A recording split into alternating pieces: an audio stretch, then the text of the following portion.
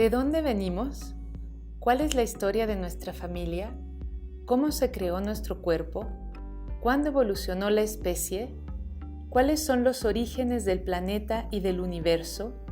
Estas preguntas que plantean los niños una y otra vez nunca han obtenido una respuesta de verdad convincente. Quizás por eso las seguimos formulando al punto que constituyen el núcleo de muchas investigaciones científicas, históricas, lingüísticas y literarias. Desde el Génesis hasta Chico Mostoc, cada cultura tiene un mito fundador, una leyenda que explica su nacimiento. En esta edición, la revista de la Universidad de México ha querido dar rienda suelta a estas interrogantes y aplicarlas con rigor científico, con agudeza filosófica, creatividad y sentido del humor a diferentes disciplinas. No te engañes, amigo lector. En nuestras páginas y programas tampoco encontrarás respuestas sobre el huevo y la gallina. Sabemos perfectamente que cuanto más conseguimos averiguar acerca del origen, más grande e insaciable se vuelve nuestra curiosidad. Nuestra intención es que después de recorrer este tema con nosotros, hayas descubierto una mayor diversidad de huevos y conozcas, o con un poco de suerte comprendas, mejor a las gallinas. Bienvenidos al programa La Revista. Ahora, esta noche, nos vamos a asomar un poco a los orígenes de nuestra democracia en México, de dónde sacamos nuestra idea de democracia y cómo la construimos. Nadie mejor como Virgilio en este enredo que José Waldenberg, un investigador en ciencias políticas en la UNAM y también testigo y partícipe de la llamada transición democrática que inició en 1977 y terminó en los años 96-97. Muchas gracias, Pepe, por estar aquí. Gracias, Yael, por la invitación. Es un gusto estar aquí. Te agradezco muchísimo también todo el trabajo de difusión en torno a esta democracia que hemos construido. Leí recientemente tu libro Cartas a una joven desencantada con la democracia, que recomiendo ampliamente porque explicas como muy pasito a pasito, muy sencillamente, muchos puntos importantes quizás para entender qué fue lo que se hizo, de qué somos herederos ahora. Y te preguntaría, veo que ahí ensayas una definición de democracia. ¿Cuál sería ahorita tu definición del término democracia? Bueno, yo creo que la democracia hay que entenderlo como un régimen político y es aquel que permite que la diversidad política e ideológica que existe en una sociedad pueda expresarse, pueda convivir, pueda competir de manera institucional y pacífica.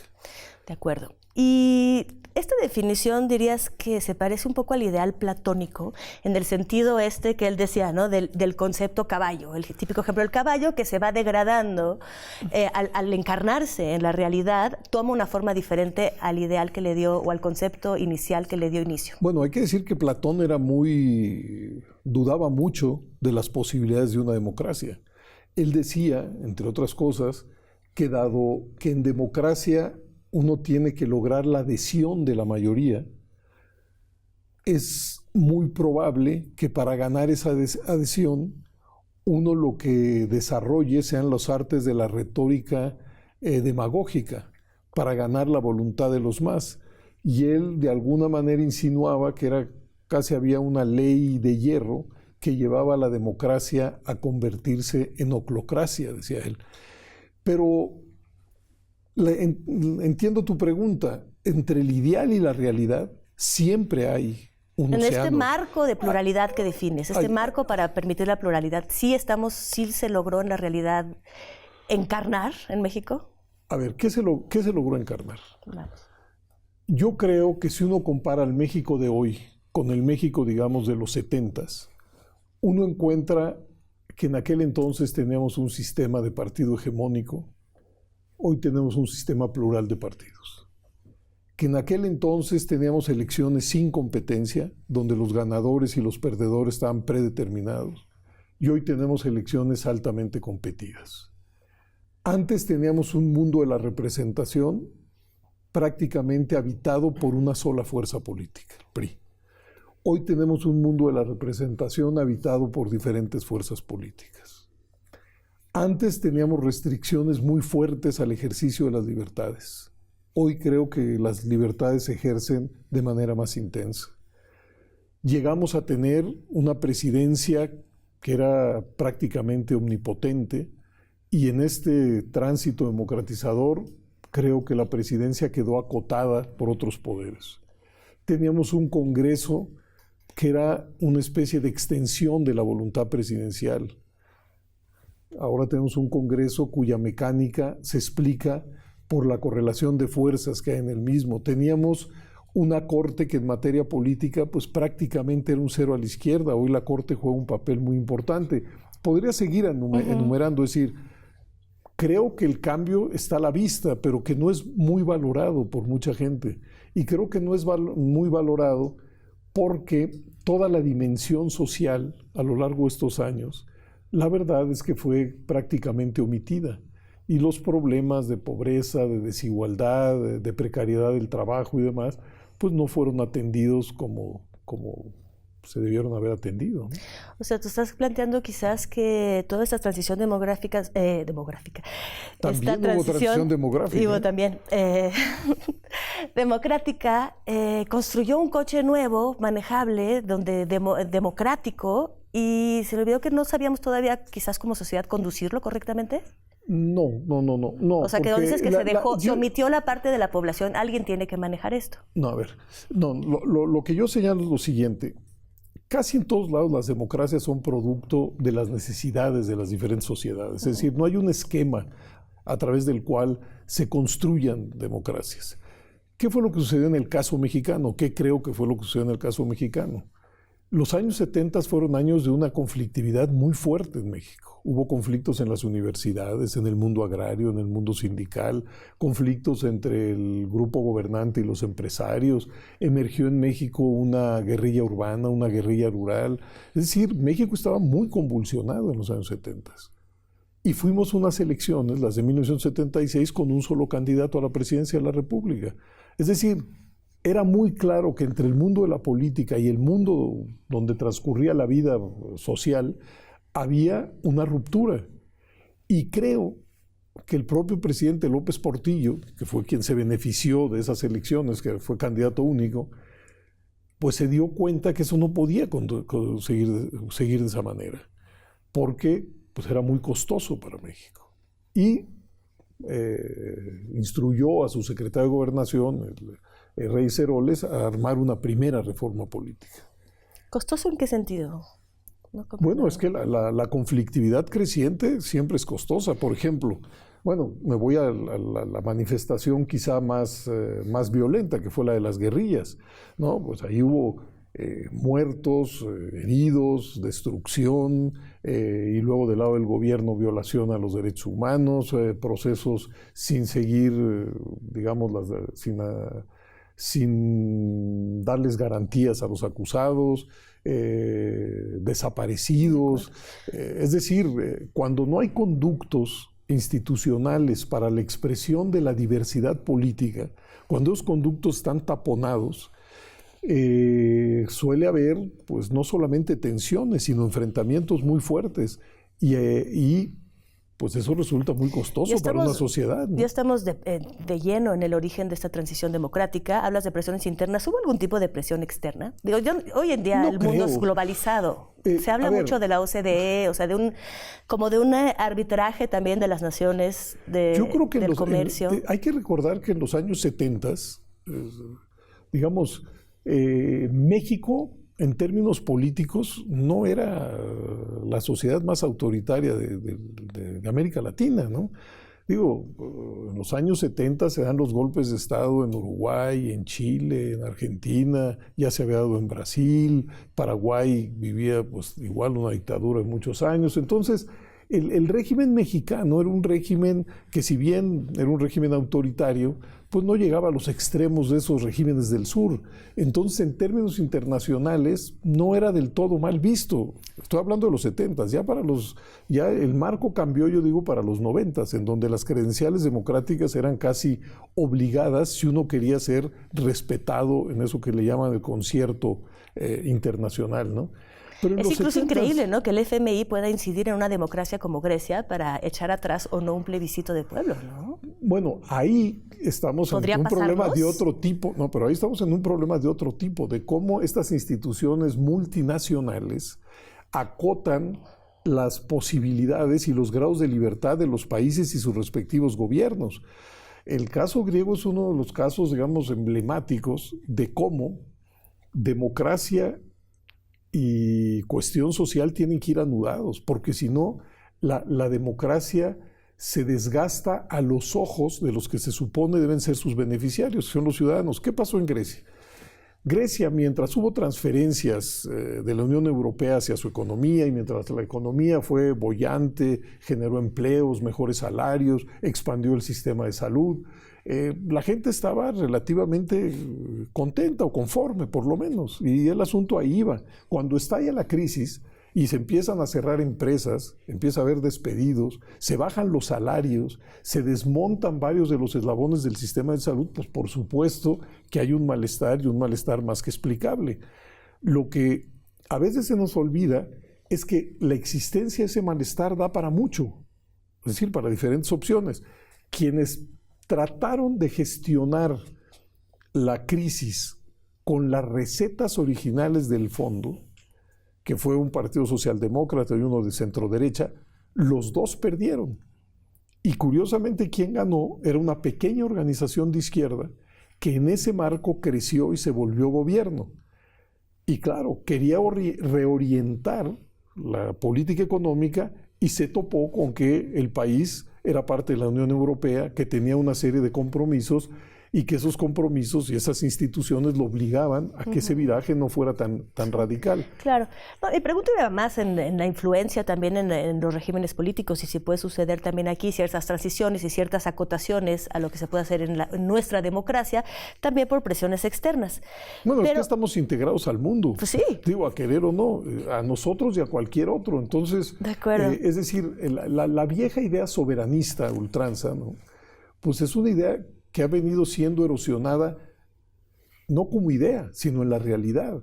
Es decir, México ha firmado convenios, tiene un comercio con diferentes países, fundamentalmente con los Estados Unidos, y bueno, esas son realidades que uno no puede exorcizar, es decir, no le puede jugar al exorcista, ¿no? Oye, vamos a regresar un poco hacia los orígenes de esta transición y a lo que dio lugar en México después del corte, ¿te parece? Nos vamos rápido a corte y regresamos. Muy bien. ¿Sí? Claro. Nos vamos a corte, por favor, no se vayan, regresen. Vamos a seguir hablando de los orígenes de nuestra democracia.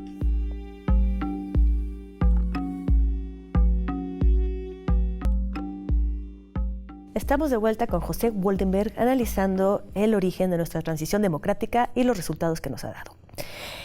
Hablamos un poquito también de esta decepción, ¿no? De este como divorcio quizás entre, a veces, que sucede un poco entre la sociedad, lo llamado sociedad gobernada y gobernantes. Me gustaría saber si hay algunas buenas ideas. Cuando empieza esta transición, tú dices, necesitábamos sacar un poco la presión, había mucha presión social y había que encontrar unas vías de diálogo, vías de escape de esta presión. Hay en ese momento, si no recuerdo mal, es en 77, que se lanza la idea de las plurinominales, las famosas plurinominales. ¿Por qué estas ideas de origen tan buenas acaban pervirtiéndose? Y acaban justamente levantando este tipo de encono en contra. A ver, yo creo que sí hay una ruptura, un divorcio, un malestar con la vida política y con sus sujetos, digamos. Ya desde hace varios años, organizaciones como el PNUD y la CEPAL, que ya habían festejado mucho esta ola democratizadora en América Latina, señalaban que ellos temían el desencanto. Y el desencanto es, todos lo sabemos, con muchas de las instituciones y los actores que hacen posible la democracia. Es decir, en la estimación de la gente tienen los últimos lugares los partidos políticos, los políticos mismos, los congresos, los gobiernos, y hay una enorme paradoja. El problema es que no hay democracia sin políticos, sin partidos, sin congresos, sin gobiernos. Entonces esto nos debería de preocupar, porque es un fenómeno no solamente nacional, sino universal. Digamos, este crecimiento de la ultraderecha en el mundo, en buena medida, está montada en esta retórica antipolítica, ¿no? Pero en el caso mexicano, creo que deberíamos de preguntarnos cuáles son los nutrientes de ese malestar. Y yo creo pues, que hay varios, algunos están a la vista y otros no tanto. A la vista está el tema de la corrupción. Por supuesto. Y también está el tema de la violencia. Que esos dos fenómenos, ¿no?, acompañaron el proceso democratizador y han irradiado. ¿Crees que fue una concomitancia casual? O sea, ¿fue una coincidencia, una mala coincidencia? Bueno, más otras. Por ejemplo, el no crecimiento económico. Por ejemplo, en el caso del tema. Pero bueno, parece que estamos rezando lo mismo. Cuando no hay crecimiento económico, empieza a haber crisis social, entonces empieza a haber transición democrática, entonces parecen estar. O puede haber regresiones. No.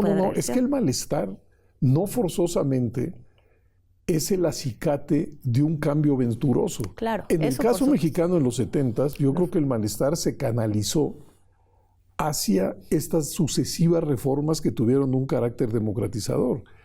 Pero en muchas ocasiones el malestar lo que pone en acto son pues, a personalidades y proyectos autoritarios. Voltemos a ver hacia Brasil.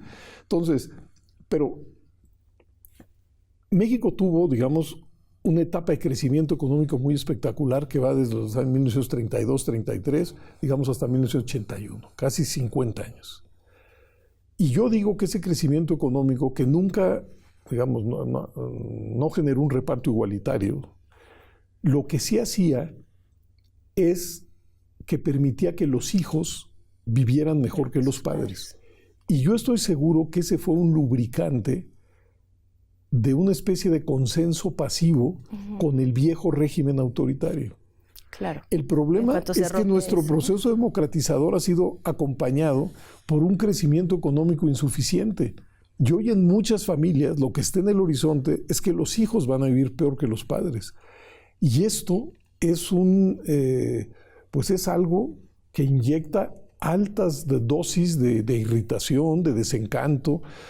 Por eso yo digo que debemos de tratar de ver cuáles son los nutrientes de ese desencanto para atenderlos y no tirar al niño junto con el agua sucia, porque a veces me da la impresión que hay una serie de pulsiones que no valoran suficientemente lo que se ha construido en México en términos democráticos y que dado el malestar que existe, pues eventualmente podemos acabar o erosionar o cancelar muchas de las rutinas democráticas que desde mi punto de vista pues, son venturosas. Estoy totalmente de acuerdo y creo que es muy oportuno pensarlo en este momento. Cuando decimos también de este desencanto, que el desencanto puede traer, puede resultar en decisiones que nos hagan retroceder. Entonces, cuando hablamos en este desencanto, también hay una falta de sentimiento de representatividad. A pesar de que todos estos partidos, se siente que no somos representados, o gran parte de la población no es representada por las personas que están en el poder. Tenemos una democracia representativa por la extensión de la población. No podríamos regresar a la famosa democracia griega, ¿no? En que los ciudadanos, los que tenían por lo menos ese estatuto, podían participar directamente. Pero ¿tú crees que se podría pensar en un viraje hacia una democracia participativa total gracias a la agilidad de las redes? ¿O sería una utopía? ¿Cómo integrar más a la gente en esto? Redes sociales. A lo mejor mi respuesta es muy tradicional. Yo creo que es a través de la organización.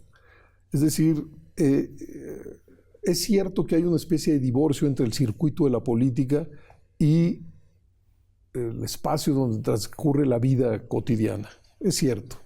Y que mucha gente no siente representada por lo que formalmente son nuestros representantes. Que era el inicio de lo que dijiste que era la democracia, que todo el mundo esté representado. Entonces ahí es donde hay una gran fractura. ¿Por qué las democracias modernas son representativas y las antiguas no? Porque cuando hablamos de la democracia griega estamos hablando de muy pequeñas comunidades que además excluían a las mujeres, excluían a los esclavos y claro, pues unos cientos de personas podían reunirse en una plaza o en un auditorio, deliberar y resolver, ¿no? Es decir, la democracia directa. Pero bueno, con sociedades masivas, contradictorias, complejas, de 130 millones de habitantes, a nadie le pasa por la cabeza que eso pueda ser posible. Es decir, se requiere tener representantes y órganos representativos. Ahora, ¿cómo tender puentes entre esos órganos representativos y las organizaciones de la sociedad civil? Yo soy de la idea de que entre más fuerte y diversificada sea la sociedad civil, es decir, la sociedad organizada, ¿no? Que tenga agendas propias, que tenga reivindicaciones propias, que éstas se plantean en el espacio público, a través de las redes, a través de los medios, a través del debate público. Eso va generando un contexto de exigencia a quienes están en los cargos públicos, y que un Estado democrático reclama una sociedad civil viva, y una sociedad civil viva se beneficia de un Estado democrático. Es decir, no es una, ¿cómo le llaman los de la teoría de juegos? De suma cero, no es un juego de suma cero. Hay quien piensa que entre más fuertes son las instituciones del Estado, menos pertinencia o menos gravitarán las organizaciones de la sociedad civil, y al revés. Yo tengo la impresión... Pero entonces, esta idea de entonces las demandas o la no representatividad, los inconformes deberían de empezar a organizarse, precisamente, o sea, es del lado de la sociedad civil donde se tiene que tomar acción, pues porque hay vías. Pues sí, de ambos lados. Pero esto parece, por ejemplo, totalmente contrario a la idea de los plebiscitos, de multiplicar los plebiscitos, como, ¿no? Que es esta relación totalmente directa, no organizada del poder, digamos, hacia la población. ¿Tú crees que es posible poner a consulta cosas a plebiscito, o crees que es contraproducente? A ver, de que es probable, digamos, puede ser hasta aventuroso hacer consultas, puede ser. Pero yo estoy convencido que no como las que hemos tenido, es decir, sino como las que marca la Constitución. La Constitución señala, digamos, cómo se hace una consulta. Tiene que pasar por el Congreso, la Suprema Corte tiene que dar su visto bueno, tienen que crearse las condiciones materiales y logísticas para que la elección sea legítima, es decir, para que todos los ciudadanos mexicanos puedan participar, es decir, como lo hace el INE o como lo hacen los institutos locales.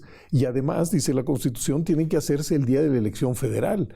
Y eso tiene mucho sentido, porque si tú haces una consulta el día que vas a elegir, por ejemplo, a la Cámara de Diputados, estás recargando de sentido esa consulta. No solamente vas a elegir a tus representantes, sino además vas a consultar sobre diferentes asuntos. Ahora bien, la consulta se puede convertir en un mecanismo perverso. Es que en donde la autoridad es lo contrario a la democracia. Digamos, la autoridad acabe imponiendo su punto de vista en un ejercicio fatuo que no llena los requisitos de una auténtica consulta, ¿no? ¿Y cuáles serían los riesgos de este tipo de gesto político, de poner a consulta reiterada todas las decisiones? A ver, yo creo que tal y como está diseñado en la Constitución, ese riesgo no existe, porque no puede ser a capricho de quien esté... ¿Pero cuál es el riesgo en cuestión? ¿Es desmantelamiento justamente de todas estas otras contrapesos? Pero además, digamos, una erosión de todo el entramado de intermediación que hay entre el Estado y el ejercicio de poder y la sociedad. Entonces, yo creo que nosotros estamos obligados a fortalecer lo que germinalmente ya existe en México, que es el Estado no es un poder, son varios poderes más órganos autónomos que en su despliegue hacen que el poder esté fragmentado, esté vigilado y que sus decisiones resulten legítimas. Bueno, creo que nos vamos a tener que detener aquí por falta de tiempo. Me hubiera gustado que pudiéramos charlar un poquito más, pero así son las cosas. Muchísimas gracias por venir a TV UNAM, muchísimas gracias a todos ustedes, a todo el equipo, y nos vemos la próxima semana. Por favor, no se pierdan.